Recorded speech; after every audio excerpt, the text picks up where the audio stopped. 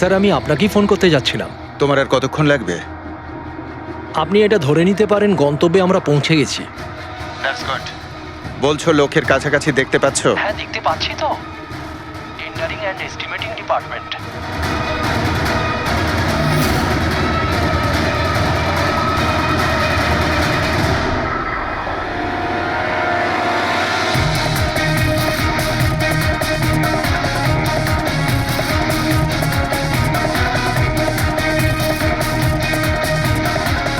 আর ওই লোকটার নাম খুব শিগগিরই আমি আপনাকে বলে দেবো। Hello Rohan, hello hello Rohan.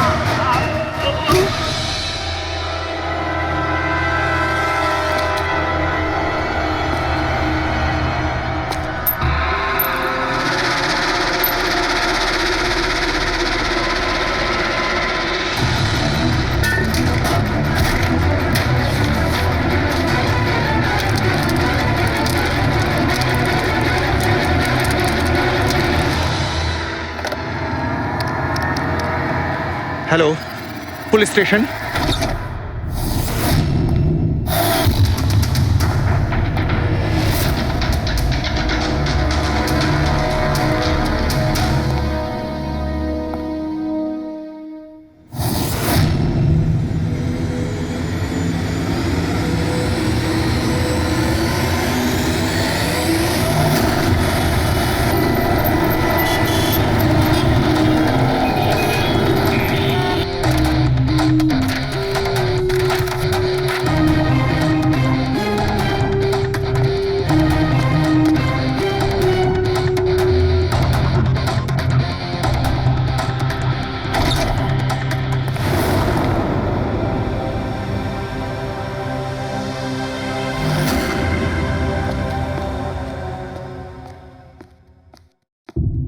Good afternoon, Dr. Saluke.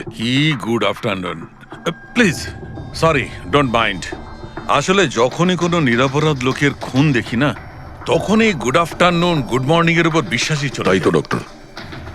Doctor কোনো পোক্ত প্রমাণ পেলেন? আপাতত এই ল্যাপটপের চার্জারটা তার, এটা দিয়েই শ্বাসরোধ করা হয়েছে এর। আর এর মৃত্যুর সময় হচ্ছে সকাল 9টা থেকে 9:30টার মধ্যে। আর হ্যাঁ, লাশের পাশে এই মোবাইলটা পাওয়া গেছে। হয়তো এটা আমাদের কোনো সাহায্য করবে।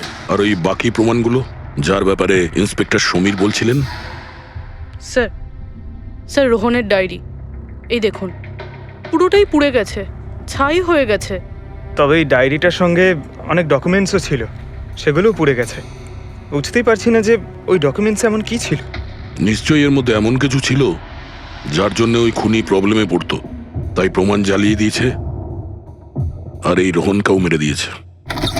স্যার, হ্যাঁ, এই হার্ড ডিস্কটা আমি এখানেই পেয়েছিলাম, ক্রাইম সিনে। আমি এটা একজন কম্পিউটার এক্সপার্টকে দেখিয়েছি। পুরোপুরি নষ্ট হয়ে গেছে, ডেটা রিকভার করা সম্ভবই নয়। খুনি প্রত্যেকটা প্রমাণকে খারাপ করে দিয়েছে। কোনো ব্যাপার না, কোথাও না কোথাও কিছু না কিছু প্রমাণ নিশ্চয়ই পাবো। পুরবি, স্যার। এই রোহনের ব্যাকগ্রাউন্ড চেক করেছো? হ্যাঁ স্যার, পুরো নাম রোহন কুমার। এ পুনেতে থাকে, এখানে মুম্বাইতে চাকরি করছিল, একাই থাকতো। আর এখানেই এই বাড়ি থেকেই কাজ করছিল। কি কাজ কি করতো? গোয়েন্দা ছিল। বড় বড় কোম্পানিতে যে লাখ লাখ টাকা জালিয়াতি হয় সেগুলোর তদন্ত করত। তাহলে তো অনেক শত্রুই আছে এই রোহনের। হ্যাঁ দয়া, আর ওই অনেকগুলো শত্রুর থেকে আসল খুনিটা কে সেটা হয়তো তোমাকে এইটা বলবে। কি এটা ডক্টর? এটা চুম্বক। চুম্বক? এর মধ্যে একজন দৌড়বীরের ছবিও আছে, কিন্তু এই চুম্বক রোহনের বডির মধ্যে কি করছিল? আমার মনে হচ্ছে হয়তো এটা খুনির হবে। ওর পকেটে ছিল, এদিক ওদিক করতে গিয়ে হয়তো এটা পড়ে গেছে। তাহলে তো এটা আঙুলের ছাপ থাকবে। না, একটাও নেই। একটাও নেই।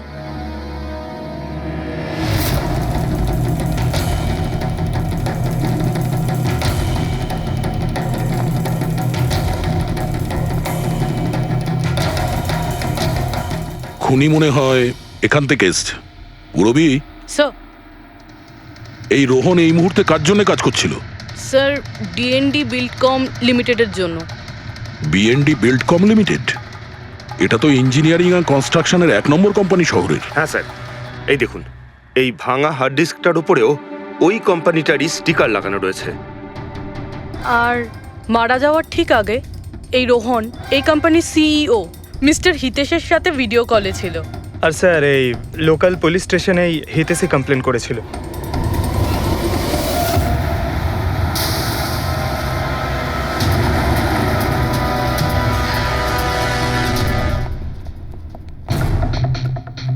এটা কি এত বড় অফিসে শুধুমাত্র একজনই লোক ছিল নাকি? মনে হচ্ছে স্যার ইন্ডিয়ার ম্যাচ দেখার জন্য সবাই বাড়ি চলে গেছে। আচ্ছা, আজকে ইন্ডিয়ার ম্যাচ আছে? স্কোরটা কি হলো? কোহলি সেঞ্চুরি করতে যাচ্ছে। কি বলছেন স্যার? আপনি কি করে জানলেন? বাইরে ওয়াচম্যান কমেন্ট্রি শুনছিল। ও। ইনভেস্টিগেশন করতে এসেছি, চোখ কান খোলা রাখতে হবে। স্যার, হিতেশের cabin. Mister Hitesh, hi, CID. Please বসুন। আমি আপনাদেরই অপেক্ষায় ছিলাম। শুরু থেকে বলুন সবকিছু। 6 মাস আগে আমি রোহনকে কাজে রাখি। গত 5 বছর ধরে আমাদের কোম্পানিতে যে লোকসান হচ্ছে তা আগে কখনো হয়নি। কি ধরনের ক্ষতি? লোকসানের লিস্ট তো বলে শেষ করা যাবে না। যে টেন্ডারগুলো আমাদের কোম্পানির পাওয়া উচিত ছিল সেগুলো হাত থেকে বেরিয়ে যাচ্ছিল। এই দেখুন, 1100 কোটির রিফাইন্ডিং কন্ট্রাক্ট, 37 কোটির রেলওয়ে কন্ট্রাক্ট, আর 800 কোটির পাওয়ার ট্রান্সমিশন কন্ট্রাক্ট। এটাও তো হতে পারে যে যে সমস্ত কোম্পানি এই কন্ট্রাক্টটা পেয়েছে ওরা আপনার থেকে কম কোট দিয়েছে। সেটাই তো আমি বলতে চাইছি স্যার। যদি অন্য অন্য কোম্পানি এই টেন্ডার পেতো তাহলে ব্যাপারটা অন্য ছিল, কিন্তু এই সমস্ত কন্ট্রাক্ট একটা মাত্র কোম্পানিই পেয়েছে। আর সবচেয়ে বড় কথা হলো তাদের অ্যামাউন্ট আমাদের দেওয়া অ্যামাউন্টের থেকে মাত্র 1000 টাকা কম। শুধুমাত্র 1000 টাকা কম? কোন কোম্পানি এটা? XPL infrastructure. XPL infrastructure. তাহলে আপনার মনে হচ্ছে যে আপনার কোম্পানিতে এমন কেউ বেইমান আছে যে স্যালারি আপনার থেকে নেয় কিন্তু কাজ এক্সপিএল এর জন্য করে? 100% কেউ না কেউ তো অবশ্যই আছে। আর রোহন ওই লোকটার খুব কাছাকাছি পৌঁছে গিয়েছিল। ওর লাস্ট ফোন কলে আমায় এটাও বলেছিল যে সেই বেইমান এস্টিমেটিং অ্যান্ড টেন্ডিং ডিপার্টমেন্টের লোক। আচ্ছা, এই ক্রাইম সিন থেকে আমরা এই ড্যামেজড হার্ড ডিস্কটা পেয়েছি। কি আছে এর ভেতরে? স্যার, এটা আমাদের কোম্পানির গত 5 বছরের CCTV footage, call logs, emails, আমাদের কোম্পানিতে কত এমপ্লয়িজ আছে, সমস্ত ইনফরমেশন এতে ছিল। তাহলে এর কপি নিশ্চয় আছে আপনার কাছে? আগে হ্যাঁ, আছে। আমরা ওটা আমাদের সঙ্গে নিয়ে যাব। শিওর।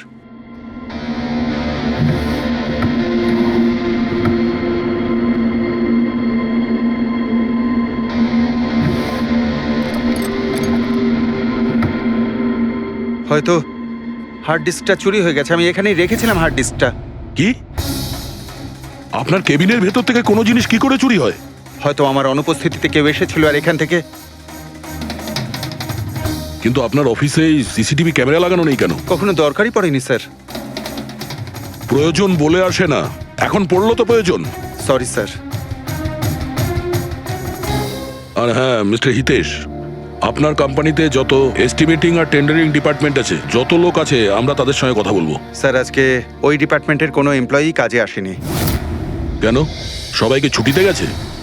আসলে ওরা প্রত্যেকেই ম্যারাথন রেসে পার্টিসিপেট করতে গেছে, যেটা সকাল 7টা থেকে 11টার মধ্যে হবে। কি? সবাই ওই ম্যারাথন রেসে দৌড়তে গেছে? হঠাৎ করে সবাই এরকম রানার হওয়ার স্বপ্ন দেখছে কেন?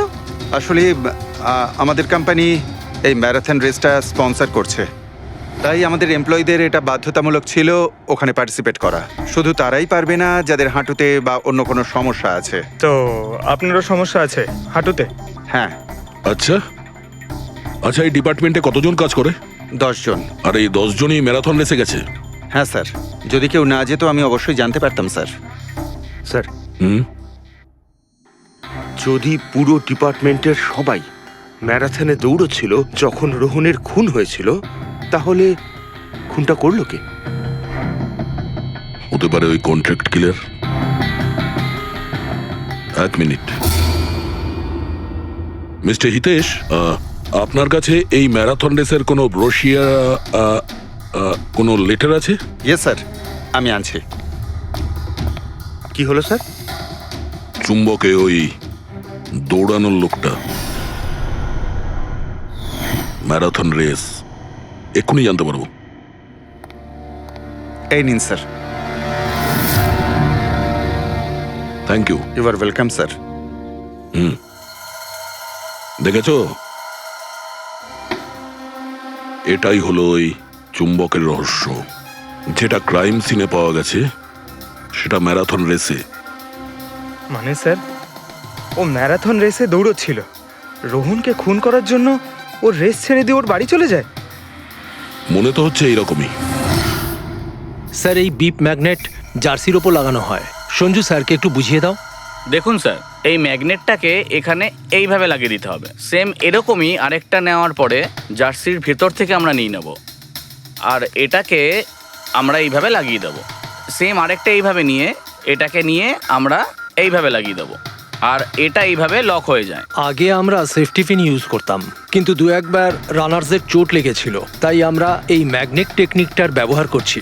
এই ম্যাগনেট আর রেসিং হুইপ আপনি সব প্রতিযোগীকেই দিয়েছিলেন? ইয়ে স্যার, সবাইকে জানিয়ে দেওয়া হয়েছিল, বলাও হয়েছিল রেস শেষ হয়ে যাওয়ার পরে সব ম্যাগনেটগুলোকে ফেরত দিয়ে দিতে। তাহলে কারা কারা এই ম্যাগনেট ফিরিয়ে দেয়নি? স্যার, অনেকেই দেয়নি, কেউ ফেলে দিয়েছিল, কেউ বা হারিয়ে ফেলেছিল, আর এক একজনের দায়িত্বও ছিল না যে জিনিসটাকে ফেরত দিতে হবে। একটা কথা তো শিওর, কেউ রেস মাঝপথে ছেড়ে দিয়েছিল, গিয়ে খুন করে আবার ফিরে এসেছে। কিন্তু স্যার, রেস তো অনেক লোকেই মাঝখানেই ছেড়ে দিয়েছিল, কিন্তু এটা কি করে জানা যাবে যে তাদের মধ্যে রোহনকে কে মেরেছে? ওই 10 জনের মধ্যেই কেউ হবে যারা ক্যান্টিন ডিপার্টমেন্ট আর এস্টিমেটিং ডিপার্টমেন্টে কাজ করছিল। কিন্তু স্যার, ওই 10 জনের মধ্যে রেস মাঝপথে কে ছেড়ে দিয়েছিল এটা কিভাবে জানতে পারবো? জানা যেতে পারে স্যার। কি করে? স্যার, আমরা প্রত্যেকটা প্রতিযোগীর মাথায় গোপ্রো ক্যামেরা লাগিয়েছিলাম, আর সেটা থেকে জানা যেতে পারে কে মাঝপথে ছেড়ে দিয়েছিল। ওয়ান্ডারফুল।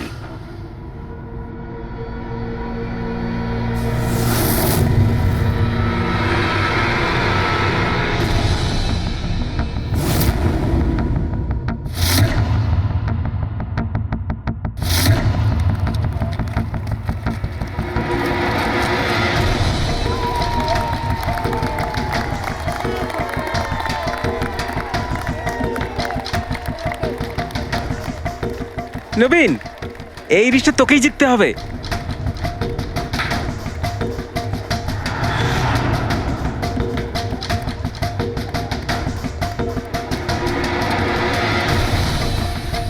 রান।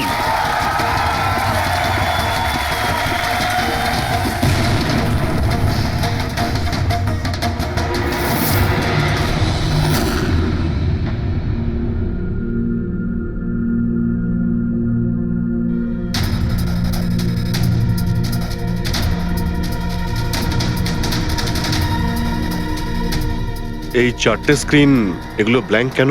জানি না স্যার, আমরা তো সব ক্যামেরা চালু করে এদের দিয়েছিলাম। হয়তো ভুল করে এই 4 জন ক্যামেরা অফ করে ফেলেছিল। ভুল করে করেছে নাকি ইচ্ছে করে?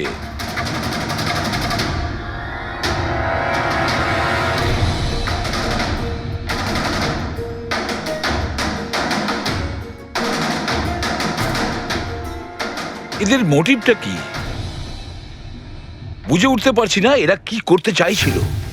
কি কুনাল, একটা ক্যামেরা ভাঙা, একটা ক্যামেরায় মাটি লেগে আছে, এই 4টে ক্যামেরা ব্ল্যাঙ্ক, সেটা কেন? জানি না স্যার। ওইসব জানি নাটা নিয়ে বললে হবে না। এই সব কটা ক্যামেরা 10-এ 10 আমার চাই। স্যার, এই 3টে ক্যামেরা একদম ঠিক ছিল স্যার। এমপ্লয় 1, এমপ্লয় 2 আর এমপ্লয় 3। তার মানে এই 3টে ক্যামেরায় কোনো টেকনিক্যাল প্রবলেম ছিল না। কেউ ইচ্ছে করে ক্যামেরাগুলো বন্ধ করেছিল বা ভুল করেও করে থাকতে পারে, কিন্তু বলা যায় না। কিন্তু স্যার, এই 4টে ক্যামেরারই ফুটেজ একদম ঠিকঠাক স্যার। এমপ্লয়ি 4, 5, 6, 7। তাহলে এবার যাই প্রবলেম ক্যামেরাতে। সবার আগে প্রবলেম ক্যামেরা ছিল এই নবীনের, যার লেন্স ক্র্যাক হয়ে গেছিল। হতে পারে দৌড়তে দৌড়তে পড়ে গেছিল।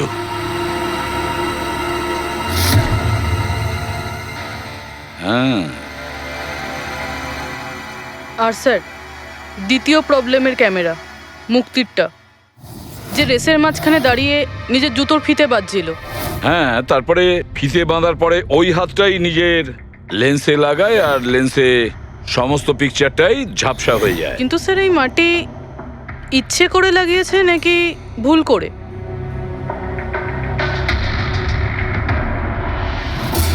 আরে 10টা লোকের তো 10টা গোপ্রো ক্যামেরা থাকা উচিত, এখানে তো দেখছি 9টা। গৌরবের ক্যামেরাটা কি হলো, সেটা কোথায়? স্যার ওই ক্যামেরাটা হারিয়ে গেছে, গৌরব ওটা ফেরত দেয়নি। তাহলে স্যার এই গৌরবই খুনি, ওকে ধরে ফেলা উচিত। না পঙ্কজ, এইভাবে হয় না। হতে পারে গৌরব ক্যামেরাটা ফেরত দিতে ভুলে গেছে। আমাদের এটা ভাবতে হবে যে খুনি এই সময়টাই কেন বেছে নিল ম্যারাথন রেসের টাইমে খুন করার জন্য। ও তো চাইলে যে কোনো সময় খুন করতে পারতো, যে কোনো জায়গায় পারতো। হ্যাঁ, অ্যালিবাইয়ের জন্য স্যার, যাতে ধরা পড়লে খুনি বলতে পারে যে রোহনকে খুনের সময় ও তো ম্যারাথনে পার্টিসিপেট করেছিল। হ্যাঁ, সেই জন্য ও রেসেও পার্টিসিপেট করেছিল আর রেস কমপ্লিট করেছিল। তার মানে স্যার রেসকে মাঝখান থেকে ছেড়ে ও চলে গেছিল, তারপরে গিয়ে খুন করলো, আর খুন করার পরে এসে রেস আবার শেষ করলো। এক্স্যাক্টলি। কিন্তু স্যার এই ফুটেজ থেকে কিভাবে জানতে পারবো কে রেস ছেড়ে চলে গেছে, খুন করেছে, আবার রেস জয়েন করেছে? স্যার এই ব্যাপারটা আপনি টাইমিং চিপ থেকে জানতে পারবেন। টাইমিং চিপটা আবার কি? আজকাল ম্যারাথন রেসে বিজেতা কে জানার জন্য RFIDর ব্যবহার করা হয়। RFID মানে রেডিও ফ্রিকোয়েন্সি আইডেন্টিফিকেশন। আগে হ্যাঁ, ও, এই টেকনিক থেকে একটা জিনিস জানা যেতে পারে যে একজন রানারের প্রত্যেকটা ল্যাব কমপ্লিট করতে কত সময় লেগেছে। RFID, radio frequency identification. Sir এটাই হলো চিপ, আর এটা রেসের ম্যাট, আর এটাই RFID টেকনিকে চলে। দেখুন স্যার। ও, তার মানে রেস শুরু হতেই যখন কোনো রানার এটা ক্রস করে তখন এর টাইমিংটা ওই মুহূর্তে শুরু হয়ে যায়। একদম স্যার, অফিসের কার্ডের মতন স্যার। ঠিক আছে, এটা তো বুঝতে পারলাম, কিন্তু এটা কি জানতে পারা যাবে যে কেউ রেস মাঝপথে ছেড়ে দেয় আর পরে আবার এসে জয়েন করে? এরও উপায় আছে স্যার। স্যার এই ম্যারাথন রেস 31 কিলোমিটারের হয়। এতে 4টে ভাগ, প্রথমটা 5, দ্বিতীয়টা 10, তৃতীয় 15, চতুর্থ 20।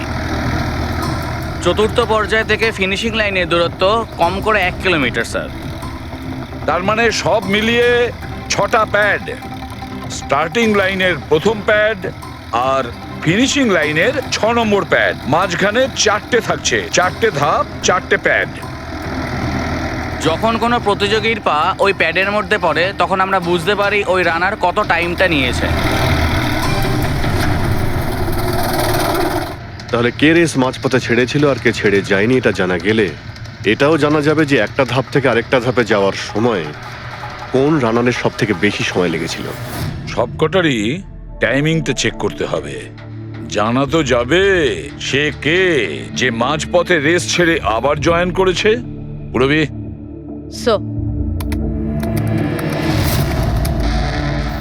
স্যার আমাদের প্রথম কচ্ছপ হলো এই নবীন। এ রেসের প্রত্যেকটা ল্যাপ 25 মিনিটে কমপ্লিট করেছে, কিন্তু শেষ ল্যাপের পরে ফিনিশিং লাইন পর্যন্ত পৌঁছানোর জন্য মানে 1 কিলোমিটার ক্রস করার জন্য ওর 50 মিনিট সময় লেগেছে। নবীন,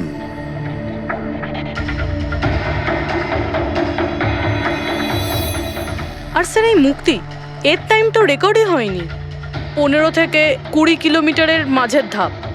তাহলে এ হলো দ্বিতীয় সাসপেক্ট।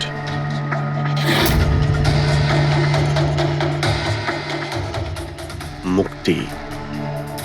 আর এবার এই গৌরব, এ তো 15 কিলোমিটারের ধাপই বের হতে পারেনি। তাহলে এই হলো আমাদের তৃতীয় সাসপেক্ট। স্যার বাকি সবার টাইমিং তো মোটামুটি ঠিকঠাকই আছে। তার মানে এই খুন এই 3 জনের মধ্যেই কেউ করেছে, মুক্তি, নবীন আর গৌরবের মধ্যে। যদি নবীন খুন করে থাকে তাহলে সে রেস ছেড়েছে 20 কিলোমিটার আর ফিনিশিং লাইনের মাঝপথে। পঙ্কজ, বাইক নিয়ে যাও, এবার স্পিডে যাবে ওই রুটেই। আর খেয়াল করো যেখানে ওই 3 জন যেখানে রেস ছেড়েছে সেখান থেকে রোহনের বাড়ি কতটা দূরে আর কত সময় লাগবে।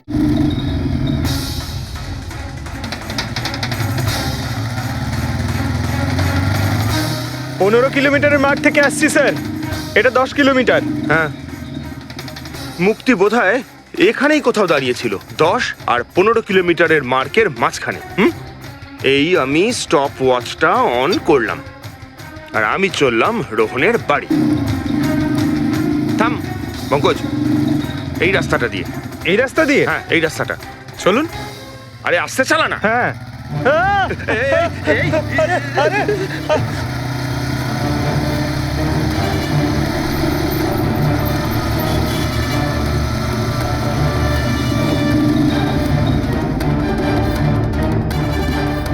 এই দেখুন রোহনের বাড়ি। মুক্তি নিশ্চয়ই রোহনের ঘরে পিছনের জানলা দিয়ে ঢুকেছিল।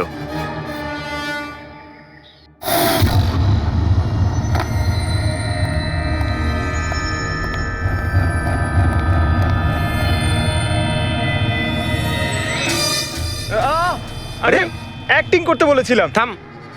মুক্তি রোহনকে খুন করার পর হয়তো সমস্ত তথ্য প্রমাণ পুড়িয়ে আবার দৌড়ে ফিরে গিয়েছিল ম্যারাথন শেষ করতে। চল আমরা আবার যাব সেই ম্যারাথনের ওখানেই, 20 কিলোমিটারের মার্কটার কাছে।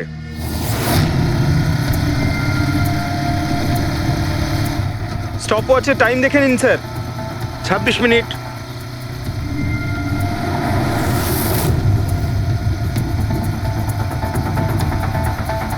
বাহ, আরে ব্যাস ব্যাস ব্যাস।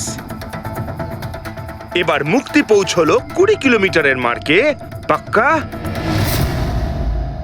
30 মিনিট পরে। আর তারপর এখান থেকেই হয়তো ও রেসটা শেষ করেছিল।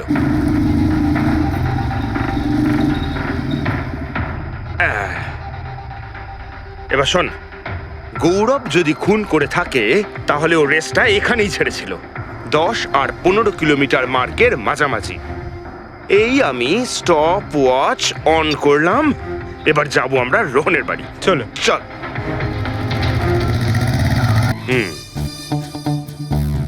হ্যাঁ, একদম পুরো বিশ্বাস আছে আমার। Excuse me. এই ছা ছা ছা ছা ছা, আরে আরে আরে মরে যাবো তো। চল।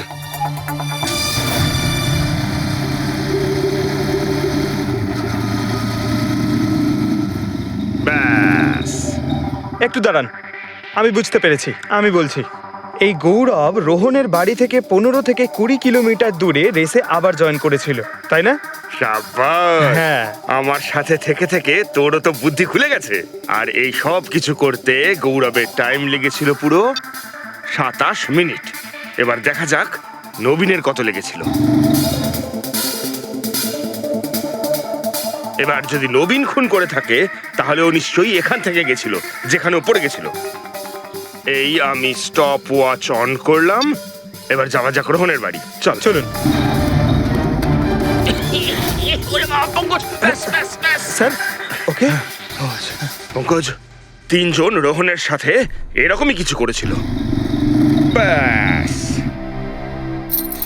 রোহনকে খুন করে নবীন এইখানে এসে পৌঁছেছিল ফিনিশিং লাইনের সামনে, যেখানে ও ক্যামেরাটা দ্বিতীয়বারের জন্য সরিয়েছিল। আর এই সব কিছু করতে ওর লেগেছিল হয়তো 48 মিনিট।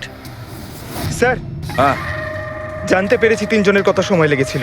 আচ্ছা, তাহলে বলো মুক্তির কত সময় লেগেছিল? মুক্তির লেগেছিল 30 মিনিট।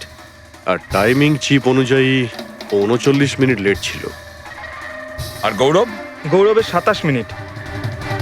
আরও ম্যারাথন রেস থেকে নিখোঁজ ছিল 24 মিনিটের জন্য। নবীনের লেগেছিল 48 মিনিট রোহনের বাড়ি গিয়ে ওকে খুন করে ফিরে আসতে। আর টাইমিং চিপ অনুযায়ী এই নবীন 50 মিনিট লেট ছিল। হ্যাঁ, আমাদের খুনি এই 3 জনের মধ্যেই কেউ হবে, নবীন, গৌরব আর মুক্তির মধ্যে। মিস্টার নবীন, একটা কথা বলুন। এই রেসে আপনি প্রত্যেকটা ল্যাপ 25 মিনিটে কমপ্লিট করেছেন, কিন্তু ফিনিশিং লাইনের আগে ওই 1 কিলোমিটার যেতে আপনার 50 মিনিট সময় লেগেছিল। কেন? স্যার, ওই 20 কিলোমিটার পুরো করার পর আমি নিচে পড়ে গেছিলাম। আর স্যার, ওই আমার পায়ে চোট লেগেছিল আর ক্যামেরাটাও ভেঙে যায়। স্যার, লাস্টের 1 কিলোমিটার আমি কতটা কষ্টে পুরো করেছি স্যার আমিই জানি সেটা। এই আঘাতটা কোথায় লেগেছে আপনার? স্যার, এইখানে দেখুন স্যার। পট্টিটা খোলো। হ্যাঁ, এইটা।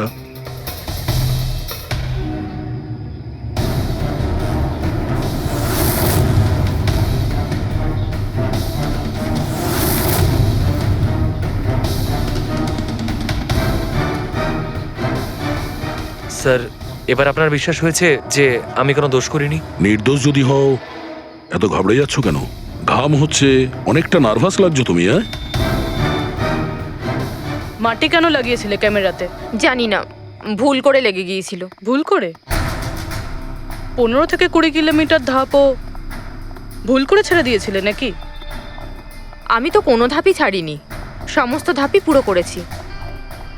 কিন্তু টাইমিং চিপ তো অন্য গল্প বলছে। টাইমিং চিপ খারাপও তো হতে পারে। আপনি একজন মেশিনের উপর বিশ্বাস করবেন নাকি একজন জীবন্ত মানুষের উপর? আচ্ছা, তোমার গোপ্রো ক্যামেরাটা কোথায় গেল? তুমি তো ওদের ওটা ফেরত দাওনি। ওটা তো হারিয়ে গেছে স্যার। হারিয়ে গেছে? কি করে হারিয়ে গেল ভাই? জানি না স্যার, ওই রেসের মাঝখানে হঠাৎ করে দেখলাম ক্যামেরাটা ছিলই না, জানি না কোথায় পড়ে গেছে। আচ্ছা, আর ওই 15 কিলোমিটারের ধাপটাও কি হারিয়ে গিয়েছিল? ওটাকে তো পার করনি তুমি। স্যার আমি পুরো রেস কমপ্লিট করেছি। মিথ্যে কথা বলবে না। রেসের মাঝে কোথায় গিয়েছিলে? কোথাও যায়নি স্যার, আমি তো পুরো রেস কমপ্লিট করেছি, কোথাও যায়নি স্যার। আচ্ছা, স্যার মনে হচ্ছে নবীনই, কারণ আমি যখন ওকে জিজ্ঞাসাবাদ করছিলাম তখন ওর মুখ একদম ফ্যাকাশে হয়ে গেছিল, হাত পা কাঁপছিল ওর। এই গৌরবও কম নয়। ও বললো জানি না কি করে ক্যামেরাটা হারিয়ে গেছে। আরে এত বড় একটা ক্যামেরা পড়ে গেলে সেটা কেউ জানতে পারবে না স্যার। বস, তোমার কথাটা ঠিকই, কিন্তু নবীনের একটু আঘাত লেগেছে না? হ্যাঁ স্যার, আঘাত তো ওর লেগেছে। স্যার আমার মনে হচ্ছে ও মিথ্যে কথা বলছে। স্যার আমার মনে হচ্ছে মুক্তি মিথ্যে বলছে। ও জেনে শুনেই ক্যামেরায় মাটি লাগিয়েছিল, কারণ নিশ্চয়ই এমন কিছু আছে যেটা ও আমাদের থেকে লুকোতে চাইছে। হ্যাঁ, এটাও হতে পারে, কারণ ক্যামেরায় যদি ভুল করে মাটি লেগে যেত তাহলে আরো সবার ক্যামেরাতে লাগতে পারতো ভুল করে। গোলমাল আছে, এই তিনজনের মধ্যে কোনো না কোনো গোলমাল তো নিশ্চয়ই আছে। খুনি এই তিনজনের মধ্যেই কেউ একজন। নবীন, আমাকে ওই জায়গাটা দেখাও যেখানে তুমি এক্স্যাক্টলি পড়েছিলে, কিভাবে পড়েছিলে। আসুন স্যার। কিন্তু স্যার আমার পায়ে খুব ব্যথা আছে, আপনি একটু সাহায্য হ্যাঁ, করবেন হ্যাঁ, আমাকে? নিশ্চয়ই নিশ্চয়ই, এসো।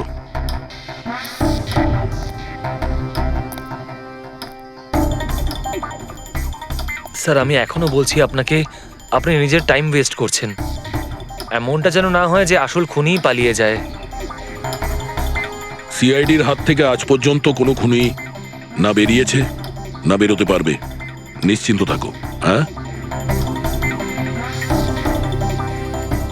স্যার ওই যে এখানে আটকেই আমি পড়ে যাই। এখানে? হ্যাঁ স্যার, স্যার পড়ে যেতেই আমার ক্যামেরাটাও ভেঙে যায়। আচ্ছা। তারপর আমি ক্যামেরাটা আবার লাগালাম, তারপর রেস স্টার্ট করলাম। প্রচুর ব্যথা নিয়ে তুমি এই রেসটা ফিনিশ করেছো। হ্যাঁ স্যার, এখনো খুব ব্যথা। তুমি পড়েছিলে এইখানে, এই জায়গাটায়? হ্যাঁ স্যার, খুব ক্লান্ত হয়ে গেছিলাম তো, তাই খেয়াল করিনি আর পা আটকে নিচে পড়ে যাই। আচ্ছা, রেস ফিনিশ করার আগে তুমি দ্বিতীয়বার ওই ক্যামেরাটাকে সরিয়ে দিয়েছিলে কেন? আচ্ছা, ওটা তো স্যার খুব গরম লাগছিল তো, তাই মুখটা ধোয়ার জন্য আমি ক্যামেরাটা খুলে ফেলেছিলাম। কিন্তু কিছুক্ষণ পরেই আমি আবার ক্যামেরাটা লাগিয়ে নিই। রেস তো আমি তারপরেই কমপ্লিট করেছিলাম। হ্যাঁ ঠিক আছে, চলো। স্যার কিছু তো বলুন, আমরা যাচ্ছি কোথায় আসলে? তোমার হারিয়ে যাওয়া ক্যামেরা খুঁজতে। স্যার কিন্তু এত বড় জায়গাতে আমরা খুঁজবো কি করে ওই ক্যামেরাটা? প্রত্যেক ক্যামেরাতে একটা চিপ লাগানো আছে, আর এই ম্যাপ বলছে তোমার ক্যামেরা এইদিকেই আছে। চলে এসো। ম্যাম, আমি সত্যি কথাই বলছি। সত্যি তো এটাই, তুমি 10-15 কিলোমিটারের মাঝে রেস ছেড়ে দিয়েছিলে, আর তারপরে রোহনকে মেরে দিয়ে এখানে চলে এলে, এই 20 কিলোমিটারের মার্কে চলে এলে। কারণ তুমি তো জানতে এখান থেকে তোমাকে কোনো খেলোয়াড় দেখতে পাবে না। সব খেলোয়াড়রা তো তখন পিছনে। সব মিথ্যে। আপনি আমার কথা বিশ্বাস কেন করছেন না?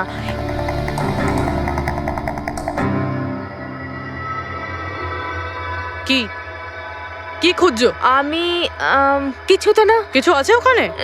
না, কিছু না। আচ্ছা, ওই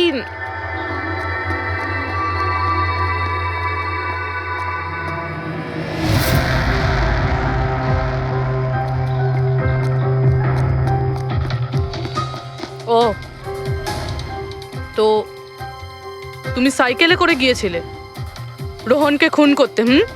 আমি সত্যিই জানি না যে এই সাইকেলটা কার। তাই এক্ষুনি সব জানা যাবে যখন তোমার আঙুলের ছাপ এই সাইকেলে পাওয়া যাবে।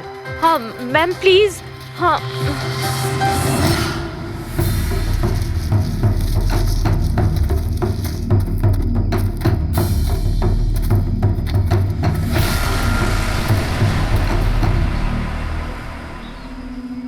এই হলো ক্যামেরা। এটাকে পুরো ভেঙে ফেলেছো? হ্যাঁ, আমি ভাঙিনি স্যার। দুটো ক্যামেরা।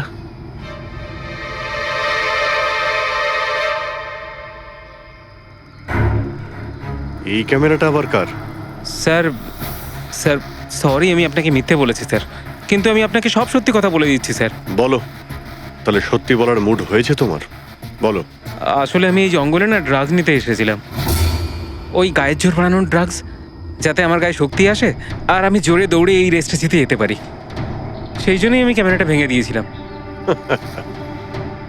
খুব ভালো মজা করো তুমি। জোরে দৌড়ানো ড্রাগ নিয়েছিলে ম্যারাথনে, যেখানে অনেকক্ষণ দৌড়তে হয় আস্তে আস্তে, সেখানে জোরে দৌড়ানো ড্রাগের দরকার ছিল।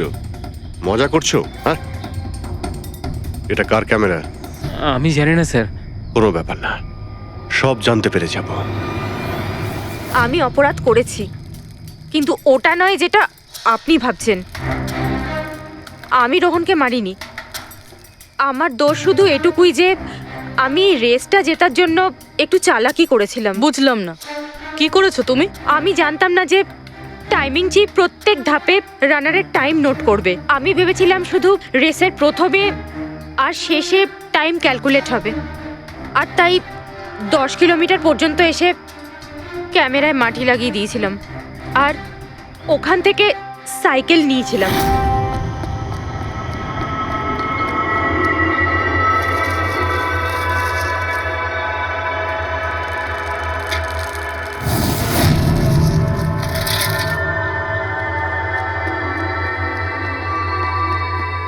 কিন্তু রেস শেষ হতেই সিআইডি ওখানে চলে এলো, আর আমি ওখান থেকে সাইকেলটা সরানোর সুযোগই পাইনি। এত কিছু করেছো শুধু একটা রেস জেতার জন্য? আসলে অফিসে বেট ধরা হয়েছিল যে আমাদের ডিপার্টমেন্টে যে রেসটা জিতবে তাকে সবাই কন্ট্রিবিউট করে 5 লাখ টাকা দেবে। আমার টাকার খুব দরকার ছিল, তাই আমি।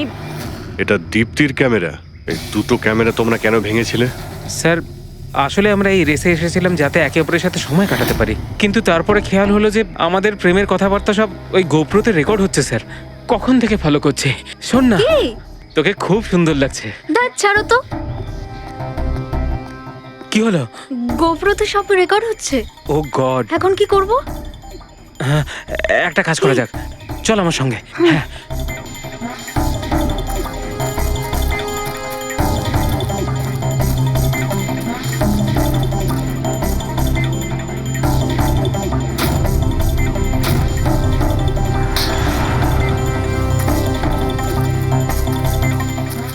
আরে তোমরা তো অদ্ভুত কাজ করেছো। আরে এতে তো কোনো সাউন্ড রেকর্ডই হয় না। তোমরা তো বোকার মতো কাজ করেছিলে। হয়তো কে দুটো ক্যামেরা ভেঙে দিয়েছো। কি স্যার, এতে কিছু রেকর্ড হয়নি? স্যার নবীন তো আমাকে ওই জায়গাটা দেখিয়েছে যেখানে ও পড়েছিল, কিন্তু কেন জানি না আমার মনে হচ্ছে যে ও মিথ্যে কথাই বলছে। আরে মুক্তি, স্যার মুক্তি বলেছে যে ও সাইকেলের ব্যবহার করেছে রেস জেতার জন্য। স্যার হতে পারে ও মিথ্যে কথা বলছে আর রোহনকে খুন ওই করেছে। আর গৌরব আর দীপ্তি, ওদের লাভ স্টোরির কি হলো? কতটা সত্যি? হ্যাঁ, ওরা সত্যি কথাই বলছে। ফোন রেকর্ডে দেখাচ্ছে দীপ্তি আর গৌরব প্রতিদিন 3-4 ঘন্টা করে নিজেদের মধ্যে কথা বলতো স্যার। একটা কাজ করি আমরা, আবার ম্যারাথন রেসের ফিনিশিং ভিডিওটা দেখি।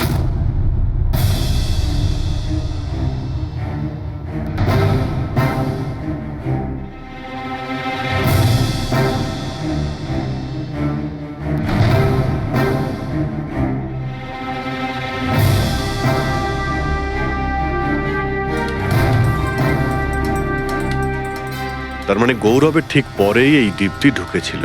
দুজনে একসঙ্গেই ছিল। মনে হচ্ছে স্যার দুজনেই এই কাণ্ড করেছে। এক মিনিট অভিজিৎ, দয়া, এই ফুটেজটা দেখো। এই যে এই হলো সেই খুনি।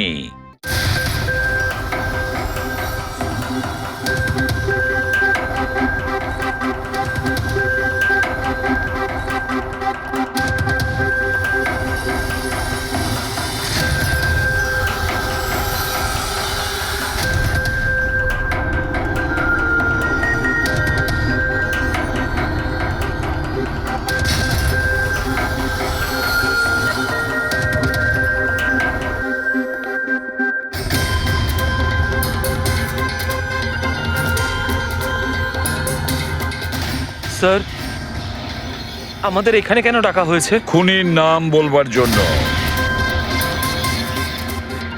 স্যার সত্যি খুনি ধরা পড়েছে? তাহলে তাহলে বলুন না স্যার, কে খুনি? আরে বলবো, একটু ধৈর্য ধরো। মুক্তি, 5 লাখ টাকার জন্য তুমি বেইমানি করেছো। 5 লাখ টাকার জন্য। আর গৌরব, তুমি হ্যাঁ? তুমি তো তোমার ভালোবাসা লুকোনোর জন্য বেইমানি করেছো। আর নবীন, তুমি চলো তোমাকে আবার দেখাচ্ছি, রেসের একটা পার্ট দেখাচ্ছি। খুব ভালো করে দেখো আর বলো কোথায় ভুল আছে, বলো।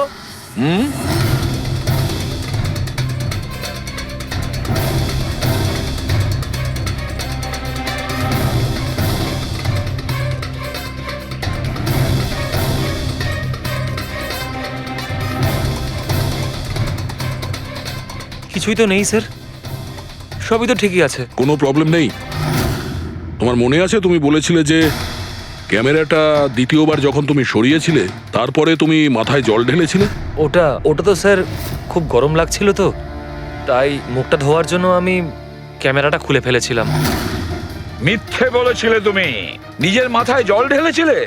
অথচ যখন ফিনিশিং লাইনে পৌঁছলে তখন তো তোমার ভেজা অবস্থায় থাকার কথা ছিল। কিন্তু এই ফুটেজে আমরা কি দেখতে পাচ্ছি? তুমি শুকনো অবস্থায় দৌড়চ্ছ। হয়তো জল শুকিয়ে গেছিল।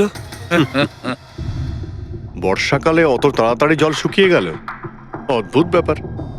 তাহলে নবীন, তোমাকে আরো একটা ফুটেজ দেখাই, এই গল্পের শেষ অংশ। বলো, এটা দেখে তোমার কি মনে হচ্ছে?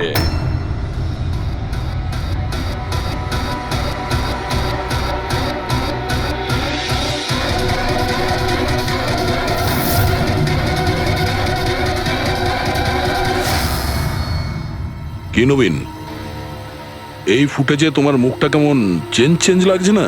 হ্যাঁ, অন্যরকম তো দেখাবেই, কারণ এই মুখটা নবীনের নয়, ওর ভাই প্রবীণের।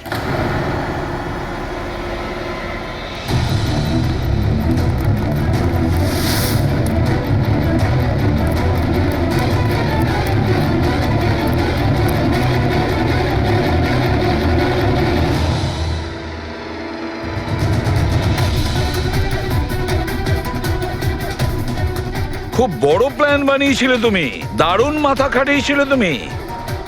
প্রথমে 3টে এমপ্লয়ির ক্যামেরা বন্ধ করে দিয়েছিলে,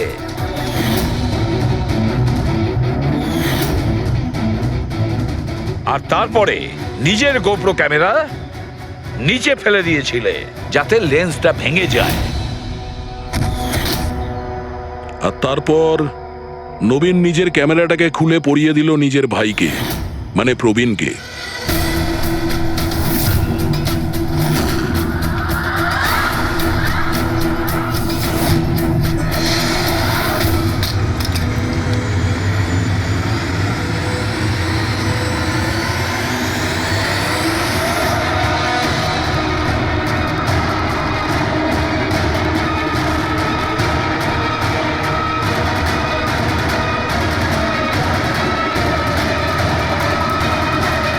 এই ক্যামেরা বদল করার সময় খুব একটা সময় ছিল না, তাই হতে পারে ওই টি শার্টে যখন কাগজটা লাগাচ্ছিল তখন সমস্ত ম্যাগনেটগুলো লাগায়নি, কিছু ম্যাগনেট নবীন নিজের পকেটে ভরে নিয়ে গেছিল।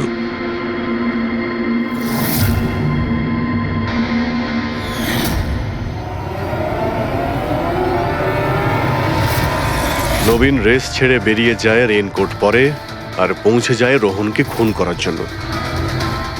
কিন্তু ও কি করে জানবে যে রোহনকে মারার সময় ম্যারাথন রেসের ওই ম্যাগনেটই ওকে ফাঁসিয়ে দেবে?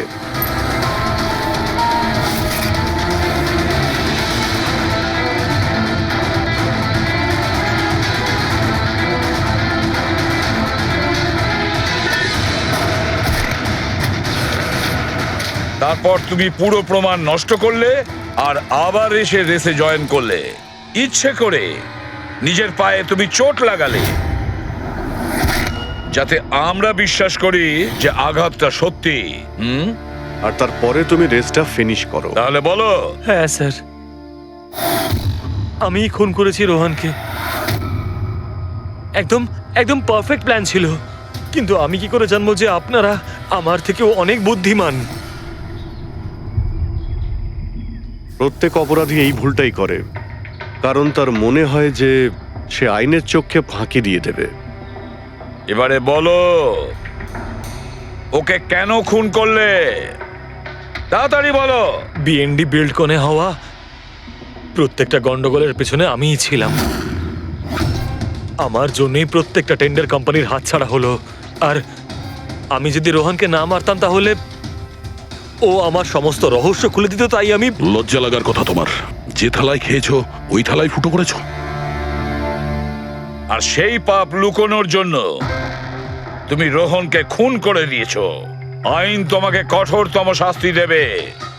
আশা করি ততদিনে ফাঁসির অর্ডার এসে যাবে।